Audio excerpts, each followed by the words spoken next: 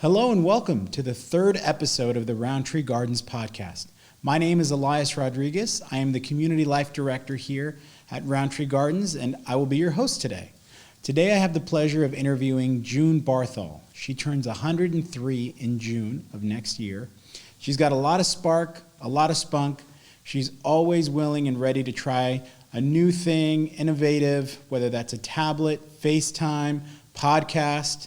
When I explained to her a little bit about the podcast, she was totally for it, didn't take a lot of convincing whatsoever, and she was excited to be a part of it. She's always excited and asks me for very fun and interesting questions. So I hope that you enjoy it and that it brings a little bit of joy into your life and maybe a little perspective as well. Without further ado, here's June Barthol. Well, hello, June. Thank you so much for being here today. Thank you, Elias. I'm very happy to be here. Thank you. Wonderful. Well, this is kind of a new thing. It's a Rowntree Gardens podcast. Podcast. Have you ever heard of a podcast before? I've heard of it, but I don't know what it is. Well, basically, it's what we're doing now. We're going to talk a little bit as an interview, get to know you a bit, and hopefully get a little insight and maybe even get a little bit of inspiration from some of the things you've done in your life. Well, I'm glad to talk to you again. I thought we were friends already. I don't know about getting an inspiration. You don't think so? You don't think we'll find a nugget in there? I don't usually inspire people. Oh, well, we'll find out. So let's start with an interesting one. You mentioned right before we started here that you grew up in an interesting town. What was the name of that town? I don't know that's interesting, but I was born in Cucamonga. At that time, there were lots of orange groves. Today, they call it Rancho Cucamonga. Oh, really? So that's new. It's not, there's no ranches now. When I was there were ranches, but it was plain old Cucamonga, not Cucamonga. All right. Cucamonga, like cucumber. I didn't know that. That's funny. Yeah, it's changed over the years. And how over the years would you say? I don't want to make your age a sticking point, but you do happen to tell me how proud you are of that age. How old do you happen to be there, June? Well, I happen to be 102. 102 years old. In June, I'll be 103. So June turns 103 in June. Yes. I love it. That's wonderful. Well, not always. Not always. Okay. So you also had kind of an exciting moment happen. 3 days ago, I became a great-great-grandmother. Great-great-grandmother. A new little girl. She was 7 pounds, 1 ounce. And her mother is blonde and blue-eyed, and her father is dark-haired and brown eyes, and the little girl has dark hair. Oh, okay. Well, but she wears a bow in her hair. That's funny. So great-great-grand. What's her name? Reese Cameron. Reese. Reeser. What a lovely little girl. No. Reeser was her mother's maiden name. Aldridge. Okay. All right. Well, congratulations. That's really exciting. Thank you. It is fun. I was living to see that. Now I can go. Oh, no comment there, June. I can't believe you'd make me say something like that. But in the you have great-grandchildren then. This is your first great-great. Yes. How many great-grandchildren? 4. Wow. Okay. And tell us a little bit about growing up 102 years ago in Cucamonga. Well, I don't remember much about 102 years ago. We're right in a crisis right now, and I have never experienced a pandemic before. Yes, I have. I experienced the pandemic of the Spanish flu. I was 2 years old, and I just don't remember that. No, wow, okay. But otherwise, this is a new experience. Well, out of curiosity, did people talk about it later on, years down the line, about the Spanish flu? If they did, it didn't impress me. Okay. Not like this one impresses me. Is there any events that do impress you more than others throughout your lifetime? Probably what happened to in New York, the bombing of our country. On 9/11? Yes. That was terrible. It definitely was. It definitely made a mark on most of our lives. I agree. I think so. Is there any other events that stick out? How about, how old were you? I learned to water ski. Oh, really? Where did you water ski? We water skied many places. Mostly water skied at Lake Mead, Okay. but we have water skied on the Colorado River and on some small lakes. But our whole family has water skied. No kidding. My husband saw somebody doing that on a lake when we were driving by one day, and he says, I'd like to do that. So we did. So how old were you when you tried out water skiing for the first about time? 32.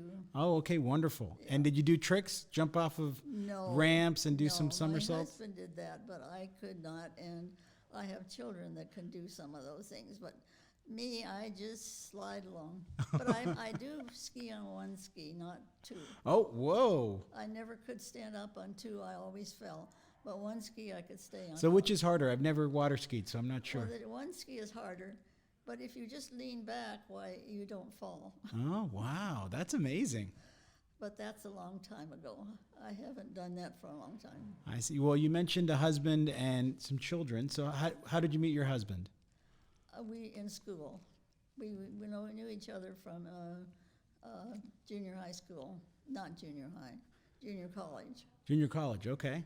We've known each other since then. And did he sweep you off your feet, or how did that? Yes. Tell me a little bit about that sweeping. Oh, no. We just were attracted the first time we saw each other, and we started going together, and that's the starting of the end of the story. Oh, okay. And you mentioned children. How many children do you have? Just two. Just the two. Okay. That's enough. All right. Very good. And did you stay? You mentioned Cucamonga is where you were born and raised. Did you stay in the area for most of the time, Southern California? I was about 11 years old when we left there, and then we went to Ontario, and then we went to Los Angeles, where I lived in Sherman Oaks until I left there. My husband and I bought a home in Sherman Oaks, and we lived there until just before I came here for 52 years. Wow. Yes. Wow. Longevity is just a trait that follows you everywhere. That's amazing. Well, 52 years in the same home. same home, 52 years, yes. So you've always been a Southern California girl. Cucamonga is in Southern California. Yeah, there you go. We lived in Chicago for 3 years when my husband was transferred back there, and I hated it, and it was so different from what I was accustomed to, and I heckled him until he managed to get his work back in California, near the San Francisco area, and then we eventually landed back where I wanted to be. I see. And I appreciate California now more. That was what the experience in Chicago did for me. I see. So what are some of the biggest changes you've seen in California throughout your time? Because you saw it when there was ranches in Cucamonga. What other big changes have you seen? Well, it's become more populous, of course. We all know that. The traffic is so much worse, and I drove back to my birthplace a few years ago, and I wished I hadn't gone. I didn't recognize it. I see. All of the grape vineyards were gone. The peaches that were on one side of us were gone. And oranges, which we had lots of, are gone now.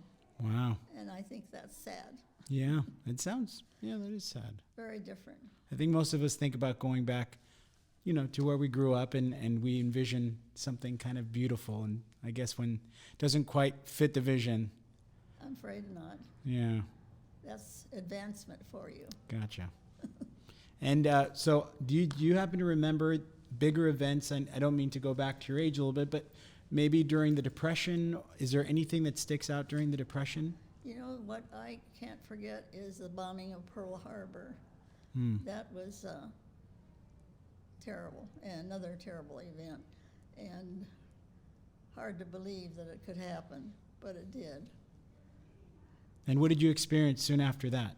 I wasn't there, but I knew people who were there, and some of them were aboard the ships that were sunk. No kidding. And I regret that happened, but things are different now, very different, because of that. And did most of the... I still have a relative in Honolulu. She wasn't there then, but it's my niece and her husband, and he was born there. And they used to live in Northern California, but about 5 years ago they moved to Honolulu. So I have a Heart Legacy machine that Elias started for me, and I talk to my niece in Honolulu frequently, like almost every day. That's a wonderful transition, June. Now that we're having tablets and cell phones and all these exciting things, you've embraced it. You learned how to do video chatting. Well, I did that because I can't do the other things. But you're using it all the time. My kids and my grandkids can do all that texting and all that stuff, but I'm ancient. Well, I approached you about considering doing a video chat on this Heart Legacy iPad. And I remember that you didn't shy away from it at all. You decided to jump right into it. I jump into most anything. Yeah, and you picked it up and you were using it every day to talk to your family. I do, because I don't have the other means. So what kind of things do you talk about on your iPad? What goes on, like last Friday, we had a drive-through here where we could see people in their cars.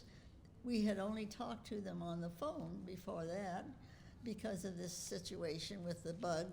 And I got to see my two daughters and my granddaughter as they went by, and we waved to each other. And it was a tremendous success. Everybody liked it. That was the Everybody Mother's Day turned out. car parade, right? Mother's Day car parade. And Elias showed us a video of it was tremendous. We had such a turnout we didn't expect. It was quite a surprise. I'd say most of us were cars pretty amazed. decorated. There was one car that had pom-poms on the wheels. And then there were a couple of trucks. And in the back of one of the trucks, there was a man blowing great big bubbles. And then there was another one. A friend of mine had her daughter there, and she had her 3 dogs in the back. Of a pickup truck, right? Yes. Yes, truck, I remember that. It was pretty incredible. It was tremendous. A lot of creativity, too. I don't know if I would have been as I creative. have found that this situation that we're in has caused a lot of creativity to come to the surface that people didn't know that they had. The people that direct our activities here at Rowntree have converted like bingo. We now do bingo in our hallway, so we can be 9 feet apart, and it works. And it works. I'm so glad. That's wonderful. Constantly adapting. Yes. Just stretch it out a little bit. Definitely. So I'm going to ask another question, like a deeper question. If you, when you made the decision to come to a senior living facility like this, what were some of the factors that helped make that decision, let's say, easier, made you think about that decision?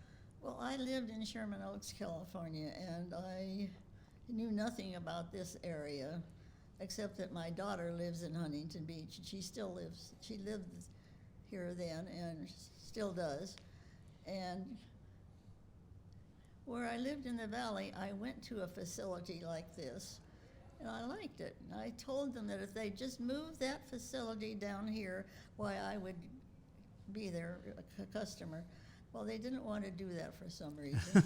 But I told my daughters that, and they were surprised. And my daughter living here and my other daughter who lived also in Huntington Beach, the two of them went out and they looked at 7 different places like this facility. Wow. And they each made a selection. And then they went to get me in Sherman Oaks and bring me down here.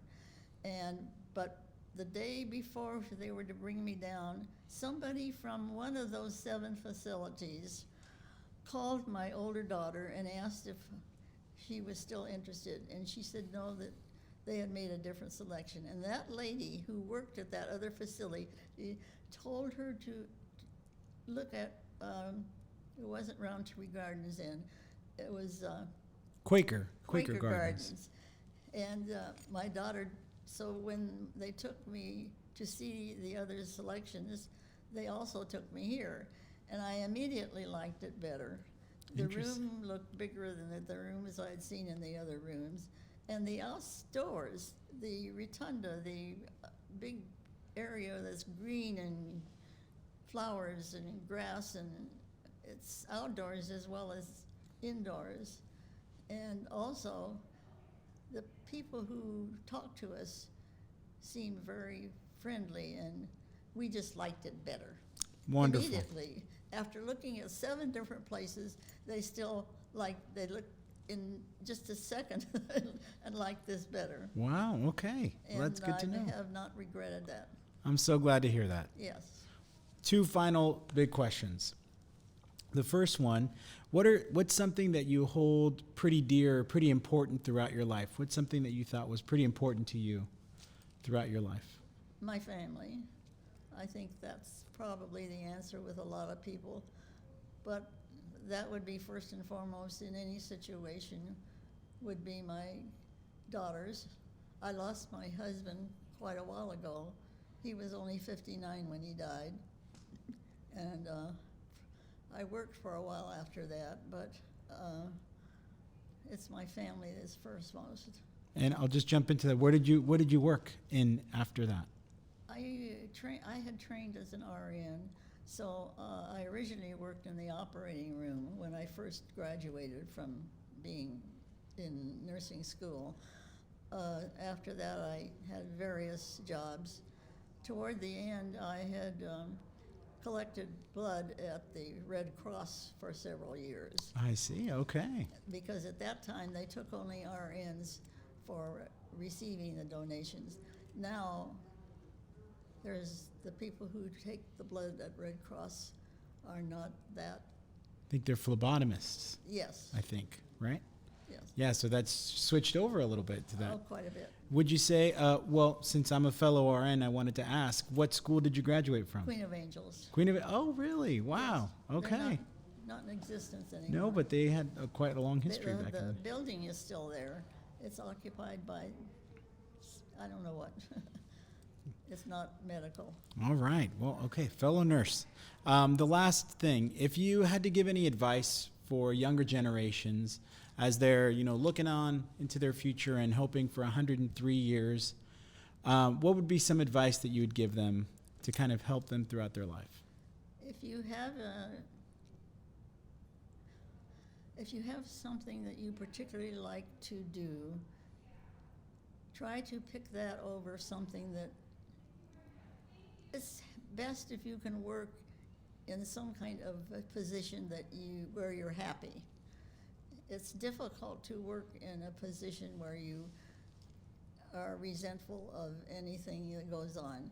So try for something that you like to do for an avocation and pursue it. Don't give up. I love it. That's wonderful advice.